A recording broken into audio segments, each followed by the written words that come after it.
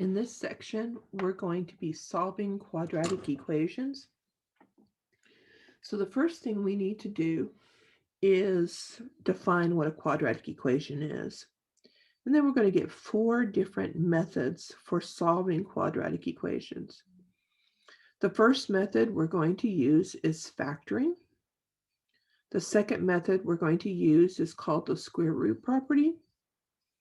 The third method we're going to use is called completing the square. Probably not going to be the method that you choose first, but it is important that we do it so that we can get the quadratic formula, which is the fourth method you're going to use to solve quadratic equations.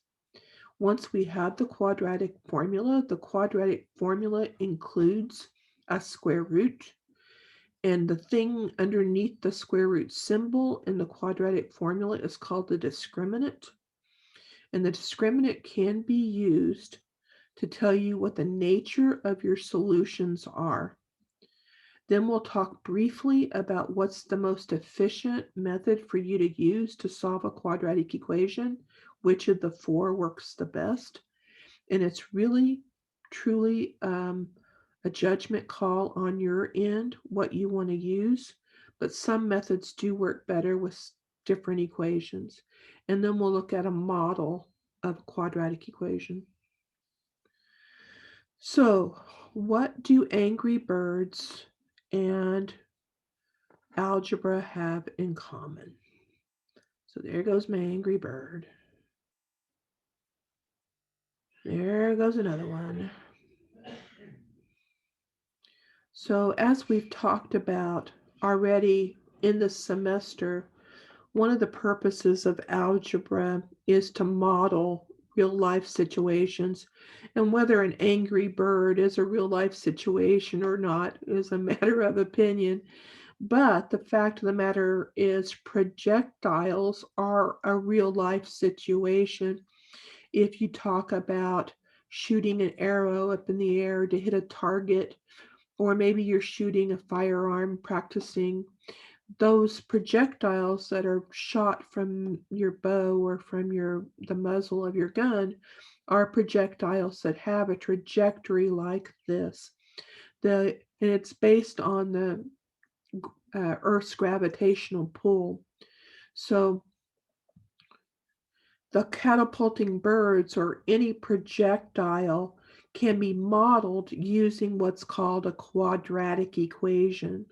So I can take my Angry Birds its projectile path, and I can put this in a program, and I can model that path using a quadratic equation.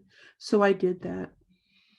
So what I did is I took my Angry Birds projectile path and I created axes because I'm creating a coordinate plane so I can create an equation in X and Y that models this path. So I let the y-axis be completely arbitrary. I tried to put it in the middle of the screenshot as best I could. But the ground I picked deliberately to be the x-axis. So I put my x-axis on the ground of this screenshot. Then I took my program and I used my program to draw a model that fit that projectile path the best. Now it's not perfect. You can see, especially on the left-hand side, that my path is not perfectly aligned with the white dots, but it's pretty close. So the model that this program came up with is here next to the graph.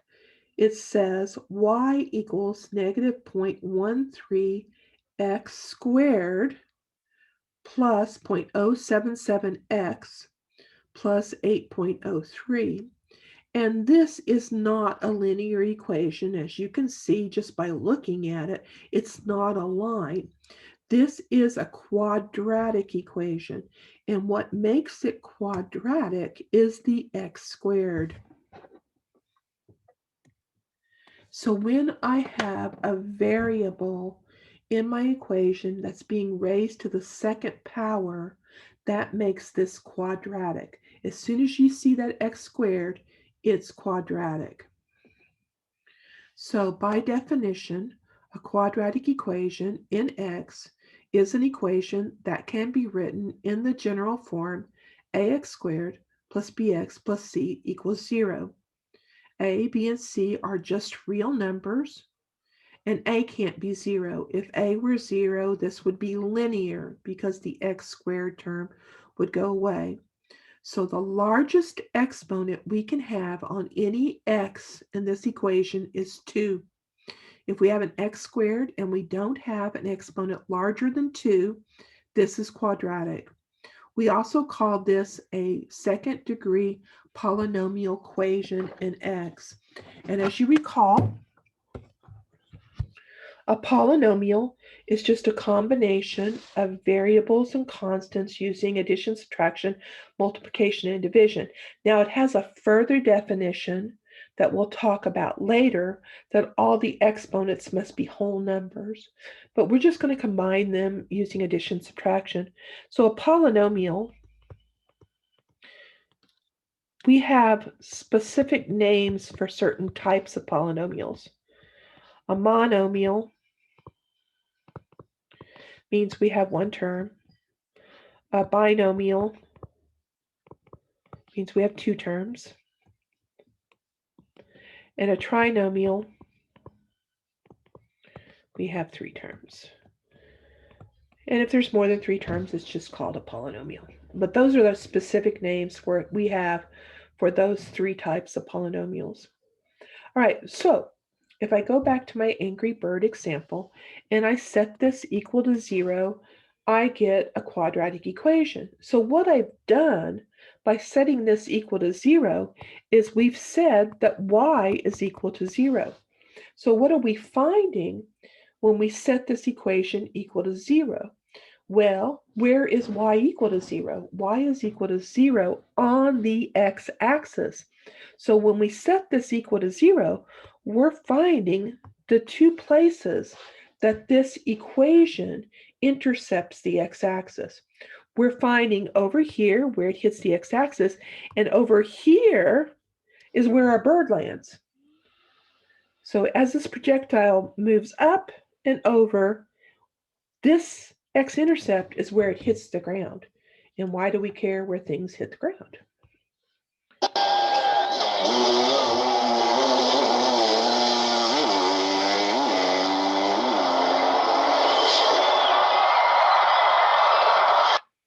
Do you think they cared where he hit the ground? I think so. This is Evel Knievel Jr. He's jumping the fountain at Caesar's Palace in Las Vegas. He hit the ground perfectly, so he had a successful jump.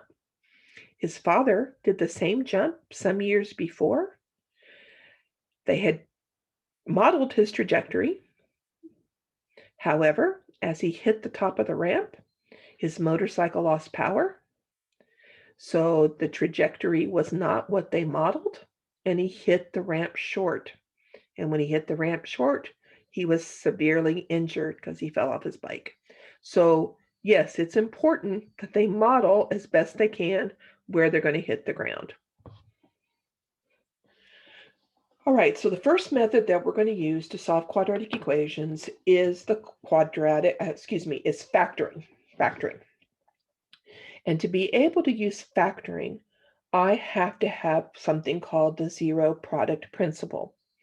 And the zero product principle states that if the product of two algebraic expressions is 0, meaning you're multiplying two algebraic expressions together, and that product is 0, at least one of the factors has to be equal to 0.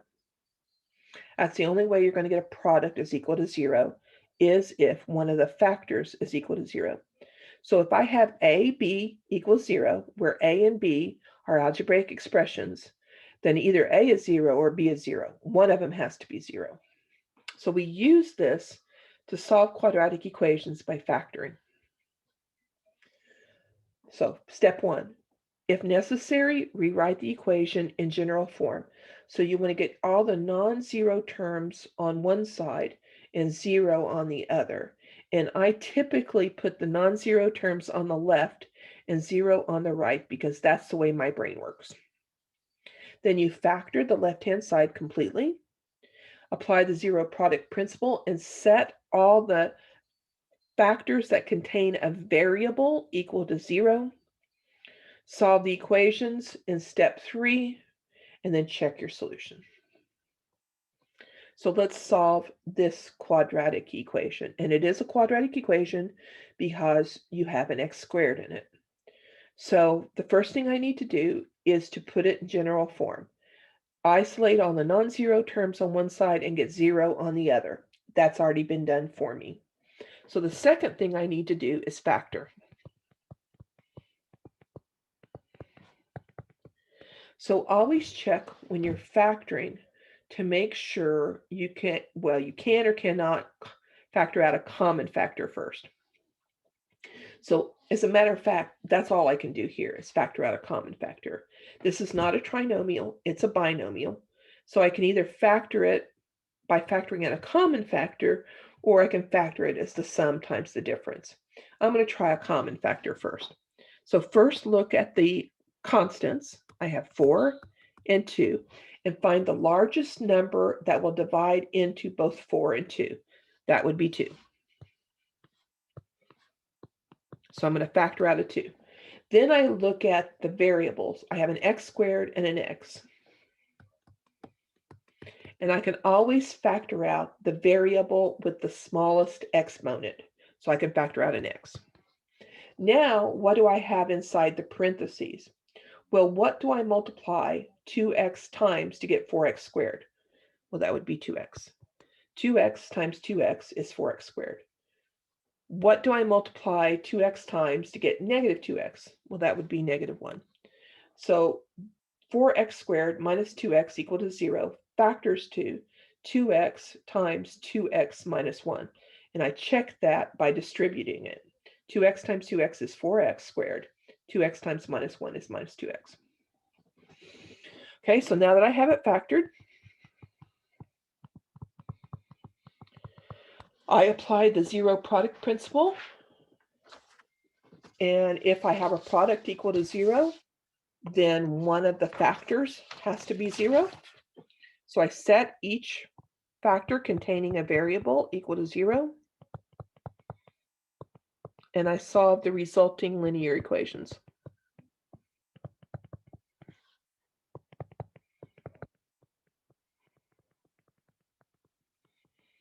So the two solutions I get here is x can be 0 or x can be 1/2. So my solution set consists of the numbers 0 and 1/2. Now I'm going to check those real quick to make sure that works in the original equation. So there's my original equation. I'm first going to substitute 0 in. Well, that works. Then I'm going to plug in 1/2.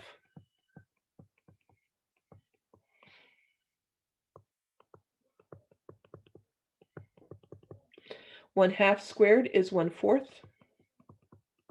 1/2 times 1/2 is 1/4.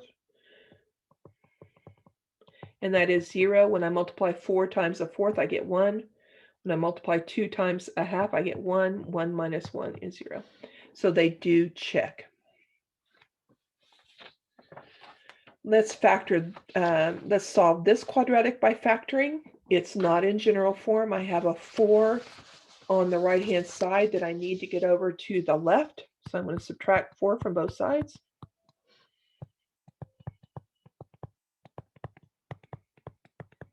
Now I'm going to factor this. This is a trinomial. First check to see if there are any common factors. There are not. So this should factor to a binomial times a binomial. My first term in my trinomial is 2x.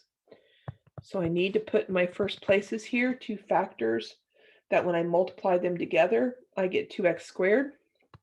And they do both need to contain an x, because when I multiply outside and inside, I need to get negative 7x. Oh, that should be plus. Sorry about that. All right, now my last place, I have -4.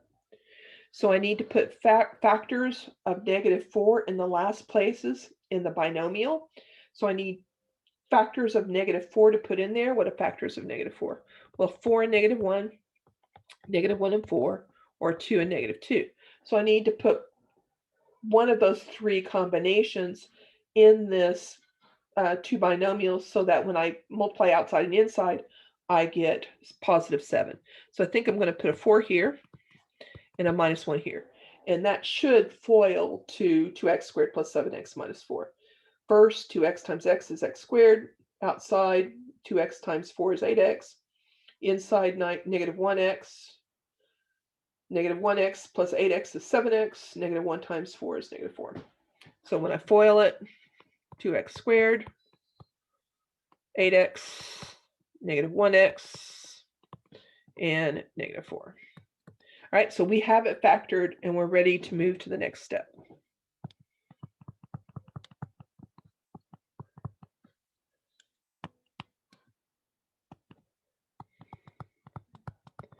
Okay, so now that I have it factored, I apply the zero product principle. And I'm going to set each factor equal to 0. Solve the resulting linear equations. So I get a half and -4.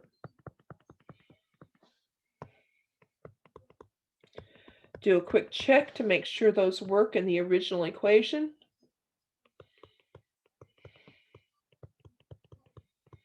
Plug in 1/2.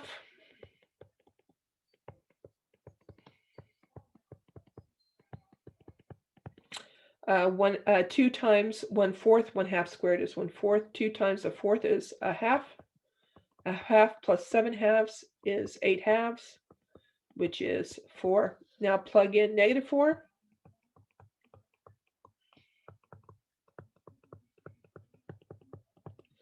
-4 squared is 16. 2 times 16 is 32. Minus 28 is 4. So they both check. The next method that we talk about is the square root property. And the square root property works particularly well for a particular type of quadratic equation. It works best if you have an equation in the form u squared equals d. So on the left-hand side, you have something squared, and on the right-hand side, you have a constant. And this something squared, this u squared, is an algebraic expression squared. So u, whenever you see a u in algebra, it stands for some algebraic expression. It can be as simple as you could have like x squared equals 4, or it could be as complicated as some binomial squared equals a constant. And when you have it in this form, you can take the square root of both sides of it. So if you have u squared equals d, then u is either the square root of d or it's negative square root of d. It's one or the other. So it's either the positive square root of d or it's the negative square root of d. So we can write that as u is plus or minus the square root of d. So in the example I've written here, if I have x squared equals 4, then x is plus or minus the square root of 4. It's one or the other. And square root of 4 is 2. So x can be plus or minus 2. And that's true. If you plug 2 in there, 2 squared is 4. If you plug -2 in there, -2 squared is 4. So they both work. So the way you use this is you isolate the square factor all by itself on the left-hand side. You get the constant on the right-hand side, and then you take the square root of both sides. So this is a problem that screams to use the square root property for. Now you could also use the quadratic formula, which we'll get here in a minute, but this one just says use the square root property because there's no x term. So I can isolate the x squared on the left-hand side, get the constant on the right-hand side, and then take the square root of both sides. So I'm going to subtract 45 from both sides. I'm going to divide both sides by 5. So now I have it in the form where I have something squared equal to a constant. So if I have something squared equal to a constant, then I can take the square root of both sides. So u is plus the square root of d, or u is minus the square root of d. So x is plus the square root of negative 9, or x is negative square root of negative 9. Now from section 1.4, the square root of a negative is imaginary. So the square root of negative 9 is the imaginary number 3i. Square root of 9 is 3. The square root of negative 1 is I. Or x is negative 3i. So x is plus or minus 3i. And we could write that as two separate solutions or a plus or minus. And sure enough, that's going to work. If you plug in negative 3i or positive 3i for x, the first term in that equation is going to be negative 45. Second term plus 45 is 0. So if I square negative 3i, that's 9i squared. 9i squared is negative 9. If I square 3i, that's 9i squared, that's negative 9. So both of those solutions work in the equation. Now the other place that the square root property works really, really well for is if you have this case where you have a binomial squared equal to a constant. Now you could certainly FOIL this, get the 6 on the left-hand side, and then use the quadratic formula, but it's just so easy to take the square root of both sides. Again, if I have u squared equal to d, then u is either the square root of d or u is negative square root of d. So I can take the square root, and x minus 2 is either square root of 6 or x minus 2 is negative square root of 6. And then solve the equation by adding 2 to both sides. There is a plus in front of that.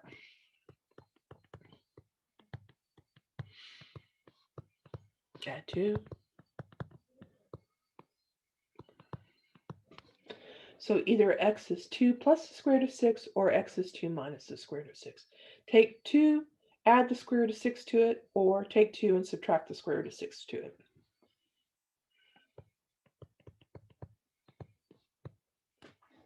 Okay, so that's just a great place to use the square root property on. The next technique that we look at is completing the square. And as I said earlier, this is probably not going to be your go-to method. However, it is a really good method. Well, it's the way we derive the quadratic formula. And it'll work on anything, on any quadratic equation.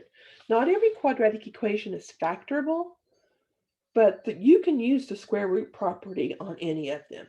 Now, it's not always the best method to use, but you can certainly use it on any quadratic equation. And it relies on the fact that there are certain trinomials called perfect square trinomials. Okay, what makes it a perfect square trinomial?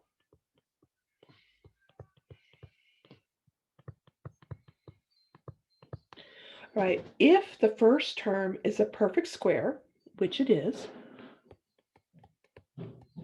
and the last term is a perfect square, which it is, and if I take this term and I multiply it by this term,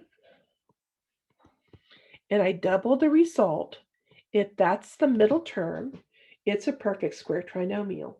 And perfect square trinomials factor to a binomial squared. So this factors to, what do I square to get x squared?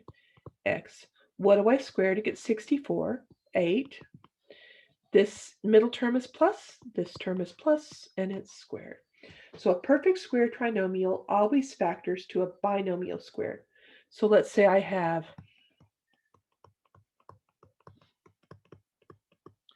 is the first term a perfect square? Yes.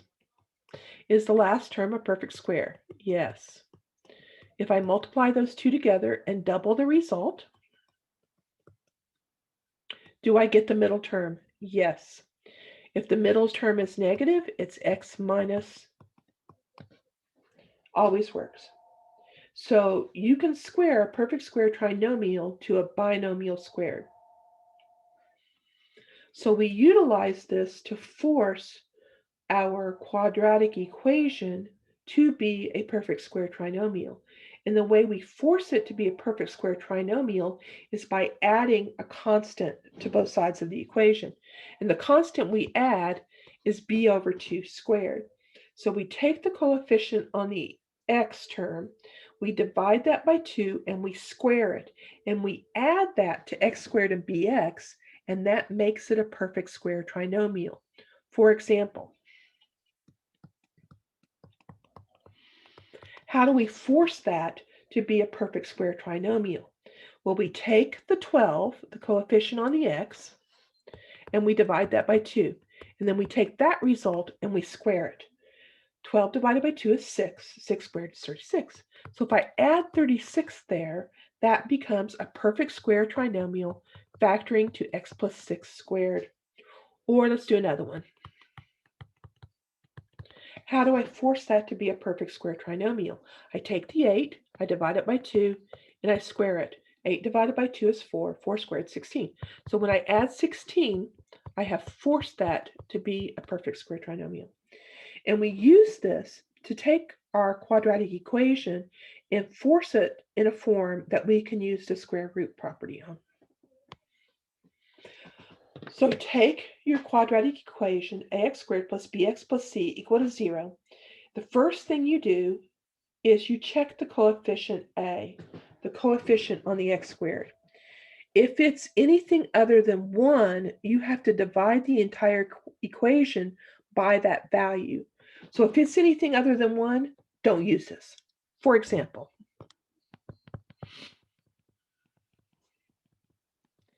as soon as I have to divide everything by 3, I've introduced fractions. So if I'm going to have to divide by something that's not divisible, I'm not going to use this. I'm going to use the quadratic formula. So only use this if the x squared coefficient is 1. Then you isolate the x squared and the x term on the left-hand side, and you get the constant on the other side. Then you complete the square on the x squared and the x term by taking that b over 2 and squaring it. You add that to both sides of the equation. Then on the left-hand side, you have a perfect square trinomial that you can factor to a binomial squared. And then on the right-hand side, you have a constant. Then you can use the square root property. So let's use completing the square on this quadratic. So first thing, if necessary, divide everything by the coefficient on the x squared. A is 1, so we're good to go there. The next thing we do is isolate the x squared term and the x term, and we're going to do that by adding 1 to both sides. So we want the x squared and the x term all by themselves on the left-hand side.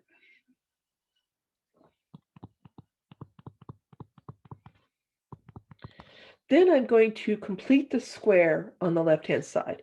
And I do that by taking the 4, the coefficient on the x, dividing it by 2, and squaring that.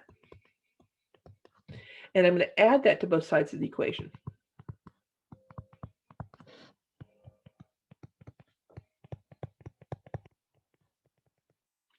Now the left-hand side is a perfect square trinomial, and that factors to x squared plus 4x plus 4 factors to x plus 2 squared. Now I take the square root of both sides.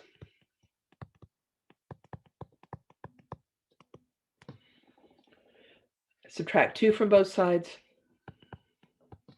and I end up with x is negative 2 plus or minus the square root of 5. So it's a nice method to use. It's probably not going to be your go-to method. The go-to method you're probably going to use is the quadratic formula. And the quadratic formula is based on completing the square on the general form of the quadratic equation. So what they do is they take the general form of the quadratic equation, they divide everything by a, then they put the c over a to the right-hand side.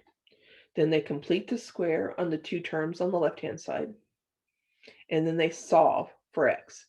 So what you end up with is this formula here. Negative b plus or minus the square root of b squared minus 4ac. So b squared minus 4ac is entirely underneath the square root symbol. The whole thing divided by 2 times a, where a, b, and c are just the coefficients on the x squared, the x, and the constant. So a is the coefficient on the x squared term, b is the coefficient on the x term, and c is the constant. So the hardest thing about this, well, I don't know if it's hard. First, you have to determine what a, b, and c are. And the hardest part is probably the substitution in the arithmetic. It's certainly the place that you make the most mistakes. So that's why I say when we talk about the most efficient method, if you can factor it, factor it. Because as soon as you start plugging things into this quadratic formula, you start making sign errors or squaring errors or square root errors or canceling errors. There's all sorts of places for you to make mistakes. But some equations, this is the only way to go. This particular equation is not factorable. It's probably not practical to use the completing the square on. So the quadratic formula is going to be the way to go. So you first need to decide what a, b, and c are. A is the coefficient on my x squared term, so it's 2. B is the coefficient on my x term, so it's also 2. And c is my constant.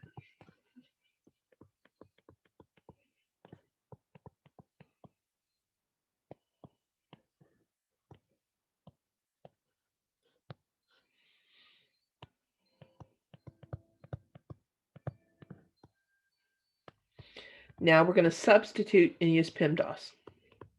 So we're going to put, first we're going to change the sign of b, plus or minus. We're going to square b. We're going to subtract from that, underneath the radical, 4 times a, which is 2, times c, which is negative 1. And then we're going to divide that entire thing by 2 times 2. So we're going to end up with x is negative 2 plus or minus the square root. So let's complete the arithmetic underneath that square root symbol. So 2 squared is 4. Negative 4 times 2 is negative 8 times negative 1 is positive 8. 2 times 2 is 4. Now, we're going to complete the stuff underneath the radical first. That's the first thing we do. We've got to complete that because those are like parentheses and exponents. This is exactly what it is. It's an exponent. The square root symbol is the same thing as the exponent 1/2. So that's what it is. So we need to finish that.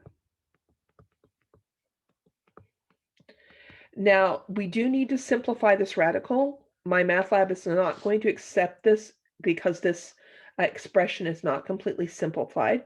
So we're going to simplify that radical by removing the perfect square factor. 12 is 4 times 3.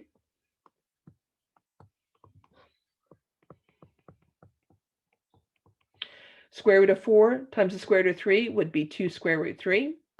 The square root of 4 is 2 times the square root of 3 divided by 4. And I can cancel a 2 here. And I can only cancel that 2 because I have a 2 in both terms in the numerator. So since I have a 2 in both terms up there, I can cancel that 2. Only do that because it's in both terms. So I can cancel a 2 here and get negative 1. I can cancel a 2 here and get 1, and cancel it here, and I have 2. So I get x is negative 1 plus or minus the square root of 3, the whole thing over 2. And those are my two solutions, which I'm going to write over here. Negative 1 plus or minus the square root of 3, the whole thing over 2. And MyMathLab should accept the plus or minus instead of you writing the two separate solutions out. All right. The discriminant, looking at the quadratic formula, the discriminant is the stuff underneath the square root symbol. So the discriminant is b squared minus 4ac. And the discriminant can tell us information about the solutions to our equation. So if the discriminant b squared minus 4ac is a positive number, so when you calculate b squared minus 4ac, you get a positive, that means you have two unequal solutions to your quadratic equation. Two real unequal solutions. Two real number solutions, and they're not equal to each other.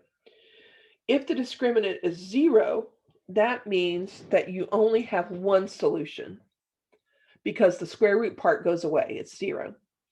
But it's called repeated, and we'll talk about that at length later. If the discriminant is a negative number, that means when you take the square root of negative, that's imaginary. So if your discriminant is a negative number, that means you're going to get imaginary solutions. And then I'm going to add, if the discriminant is a perfect square, then you can factor. If it's perfect square, it's positive, I should say, too. So if you get like 1 or 4 or 9 or 16 or 25 or 36, or if it's a perfect square, then you can actually factor your quadratic. Okay, so let's look at what this means. So if your discriminant is a positive number, that means that you're going to get two unequal real solutions, real number solutions. So graphically, what that means is that you have two x-intercepts. So if the solution to your quadratic equation is a real number, that means that is an x-intercept by definition. Solution to a quadratic equation is real, it's an x-intercept. So if you get two unequal real solutions, you have two x-intercepts. So your graph crosses the x-axis in two different places. If your discriminant is 0, that means you get one real number solution. That means your graph touches the x-axis at one place. If your discriminant is negative, that means you have no real solutions, they're imaginary. That means the graph of your quadratic never touches the x-axis. It's either entirely above or entirely below the x-axis. Okay, so let's determine the discriminant here and discuss the nature of the solutions of this quadratic equation. So to find the discriminant, I do need to know what A and what B and what C are. Then I'm going to make the substitution. I'm going to calculate B squared minus 4 times A times C, negative 7 squared minus 4 times 2 times negative 4. And by the way, B squared in the quadratic formula and in the discriminant, that can be never be a negative number. It can never be negative. It cannot, because you can't square a real number and get a negative. Whenever you square a real number, it will be positive, and B is a real number. So B squared is always positive, and in our case, it's 49. Negative 7 times negative 7 is 49. And then I got minus 4 times 2, that's negative 8, times negative 4 is plus 32. So that is 81. So by definition of the discriminant being positive, I have two unequal real solutions, which I'll abbreviate. And as a matter of fact, since 81 is a perfect square, this thing's factorable. As a matter of fact, we factored this earlier, just ever so slightly different. So the two solutions are negative 1/2 and 4. So we could see from the discriminant that we get two unequal real solutions. The discriminant was a perfect square, so we knew that we could factor the thing. We could use the quadratic formula on it also. We have minus b plus or minus the square root of b squared minus 4ac over 2a, and you've already calculated b squared minus 4ac, so it's a simple substitution from there. Okay, so what's the best method? It's really a judgment call on your part. Um, Chances are, if you can factor it, you probably should. That's the easiest, quickest way to do it. Uh, if you have no constant on the left-hand side, then the best way to do that is factor out a common factor. If you have a equation in the form ax squared plus c equals 0, that just screams use the square root property on it, because you can move the c to the right-hand side, divide by a, and then take the square root of both sides. Obviously, if you have a binomial squared equal to a constant, the square root property is probably the easiest way to go. And then if you just can't figure out how to factor it, you can't figure out any other way to solve it, the quadratic equation always works. And certainly if you have a trinomial that you can't factor, you have to use the quadratic formula. All right, the last thing we're going to do is look at a model of the quadratic equation, other than our angry birds, that is. The formula P equals 0.01 a squared plus 0.05 a plus 107 models a woman's normal systolic blood pressure, P. So P represents that upper number in her blood pressure reading at age A. So A is the age. Use this formula to find the age to the nearest year of a woman whose normal systolic blood pressure is 115 millimeters of mercury. So what we have here, what we're given is the 115. We're given this normal systolic blood pressure in millimeters of mercury. And what we're looking for is A. So we're going to make the substitution 115 for P, and then we're going to solve for A.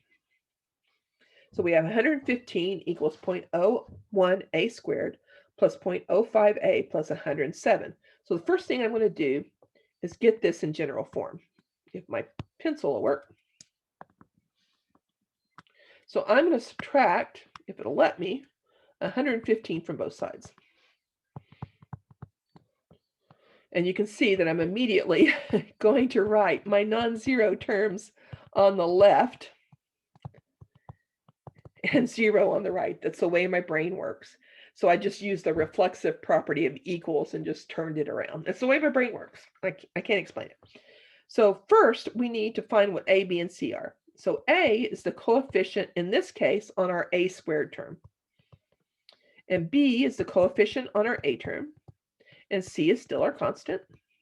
Now we're going to make the substitutions. So A, the variable we're solving for, is going to be minus 0.05 plus or minus the square root 0.05 squared minus 4 times A, 0.01, times C, which is negative 8. The whole thing divided by 2 times 0.01. So I took my handy dandy calculator out, and I complete the stuff underneath the square root first, and I get 0.3225 all over 0.02. Okay, so I'm going to write that on the next slide.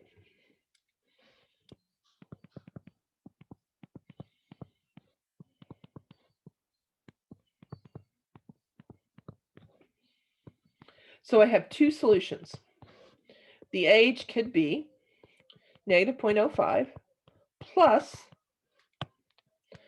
the square root of 0.3225 over 0.202, excuse me, or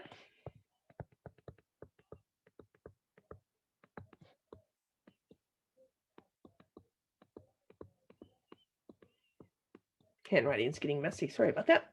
Okay, the second one's not a solution, because when I subtract a negative from a negative, that's negative. And when I divide it by a positive, it's negative. Well, I don't think my age is going to be negative. So that second solution is not a solution. Again, when you're solving a word problem, you have to stop to see if the answer you get makes sense. Getting a negative age makes no sense whatsoever. So I'm going to take my calculator out and I'm going to do this calculation. And I would probably do this like this on my calculator.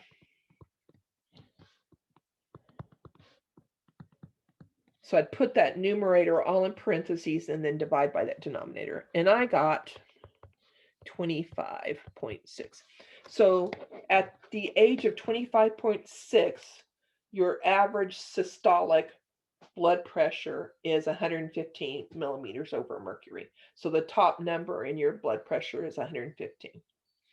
And that is the end of section 5.1.5.